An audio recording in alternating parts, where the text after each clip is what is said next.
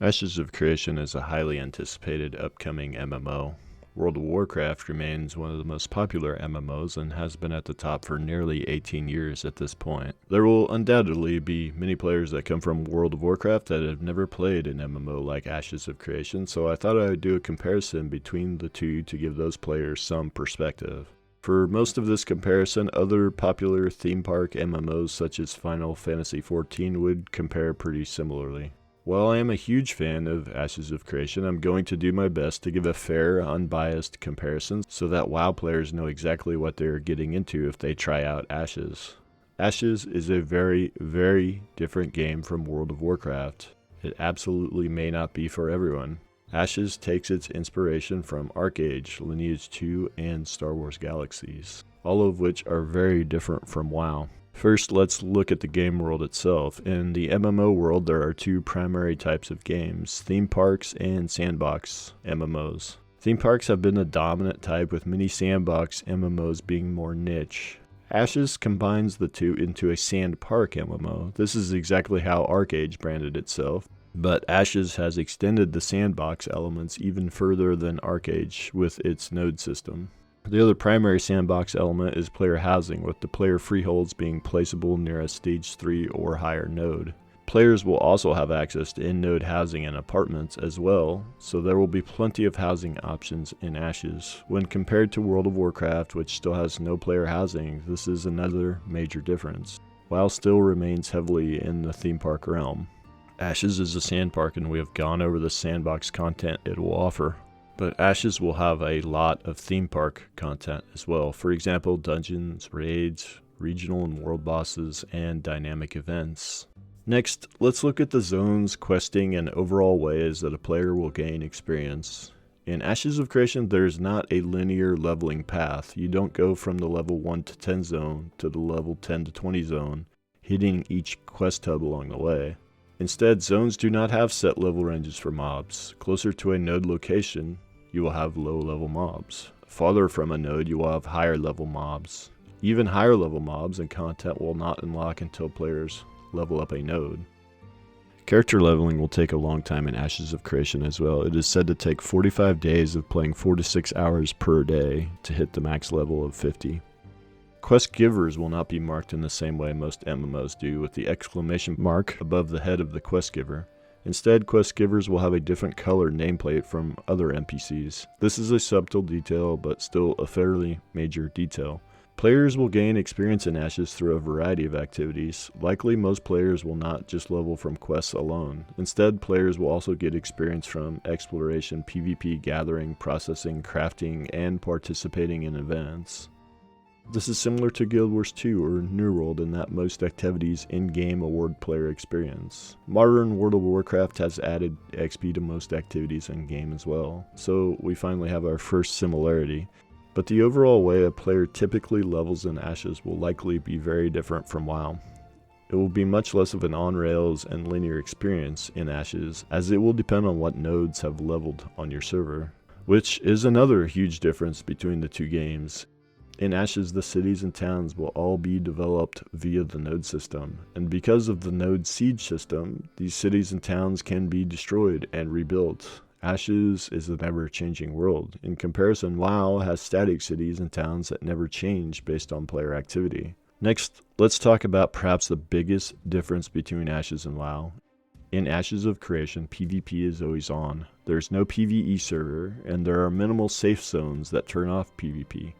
The only known safe zones are player freeholds and player stalls in node.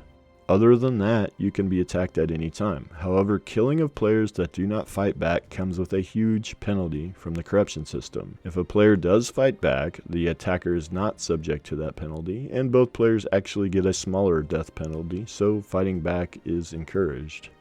And yes, Ashes also has a death penalty that is steeper than World of Warcraft's death penalty. Upon death, players will incur experience debt. This is not experience loss, instead it is a separate bar that will show how much experience debt you will have to burn off before your character will earn experience again. Players will also get skill and stat dampening, lower health and mana, lowered gear proficiency, a reduction in drop rates from monsters, durability loss on their gear, and they'll also drop a percentage of their gatherables, processed goods, and certificates that are in their possession. On top of this, if their mule is active, that can also be killed and looted. Now, we don't know the numbers behind any of these penalties yet, but this is the standard death penalty in Ashes if you die as a non-combatant. We do know that the corruption system affects the standard death penalty. Combatants take a 50% reduction on this penalty, as I already mentioned, and corrupted players get a 4x increase on this penalty, and also have a chance to drop finished items. This system is similar to the one used in Lineage 2, which did not have a lot of needless player killing because of these steep penalties. I make the argument why PvP always on in Ashes will not cause it to be a gank box in my video, where I make the case for Ashes of Creation having the potential to be the best open world PvP MMO ever. Watch that video if you want a more in-depth view of the corruption system and how it works. Another major difference between Ashes and WoW, there is very minimal fast travel in Ashes of Creation. The size of the map and the distances between major points of interest is a factor in Ashes that is not nearly as much of a factor in WoW. This is a requirement for Ashes of the Creation to have the vibrant economic system it wants to have in place. This vibrant economy is necessary to ensure all the systems work the way they intend them to work. This distance will create a natural resource scarcity that will encourage players to seek out the materials that their node or their crafters are lacking, and to utilize the Caravan System to bring them back to their node, thereby earning a huge monetary reward from the players for doing so. This also ties heavily into the crafting system, which absolutely matters in Ashes of Creation. And to be frank, crafting does not matter at all in most versions of World of Warcraft. In Ashes, crafters will make the best gear in the game. Crafters make the best shit. The Ashes of Creation Artisan System is a huge and integral part of the game. Players can only choose to master one of 3 domains of the Artisan System. Those domains are gathering, processing, or crafting. Within those domains, you can become a master in a maximum of 2 to 3 skills. And just maxing one domain will be a very long process, as will maxing anything in Ashes of Creation. So this will naturally create an economy that is reliant on player trade. This ties into the world size, as this will create huge supply and demand surpluses and bottlenecks depending on where players decide to build as their home node. Which of the 4 types of nodes players have chosen to level, how many players have chosen certain artisan paths, and what node buildings are built out. A natural place to continue from here is talking about how players will acquire the best gear in the game. Crafters make the best shit. There is still also a small chance these items will drop from mobs and boss kills as well, but the primary methods of acquiring the best gear will be from crafters. But crafters will need materials and items that drop from world bosses in order to craft the best gear. So the PvE and raiding will absolutely still matter, but we now get to another massive difference between Ashes and WoW. The best gear and items will only drop from bosses in the open world, and only 20% of dungeon content is instanced. All the other dungeons are open world. The competitive PvE content being in the open world means PvP is always a factor when a raid group is fighting a boss. This means competitive PvE in Ashes will operate much differently than it will in World of Warcraft. In WoW, it is just you against the boss. You have a set group size and no PvP to contend with. In Ashes, while a boss might have a recommended group size, since the boss is in the open world, players can send extra numbers at the boss. Bosses will not scale based on group size. Dungeon bosses will scale, however, based on group performance. So if you are clearing a dungeon and your group performs well on the first boss, subsequent bosses will be harder but have a better drop table. For the competitive players, there will be leaderboards for dungeons and raids, as well as a guild ladder that will rank guilds based on their performance in both PvE and PvP.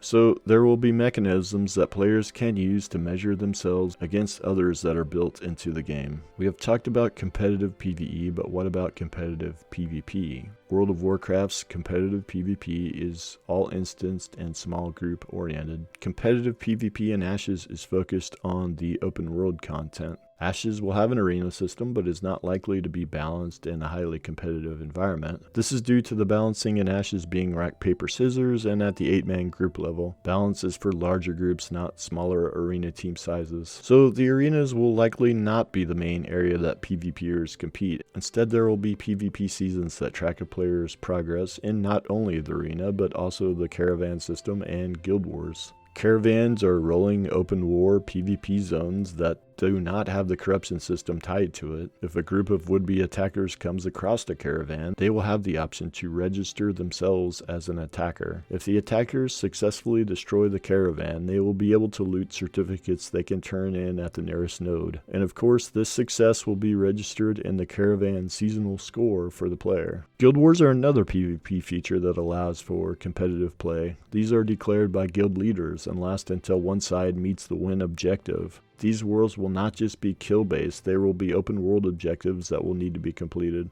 And guilds will rank on the guild ladder in PvP seasons based on their performance in these wars. So competitive PvP and PvE will be very different in Ashes.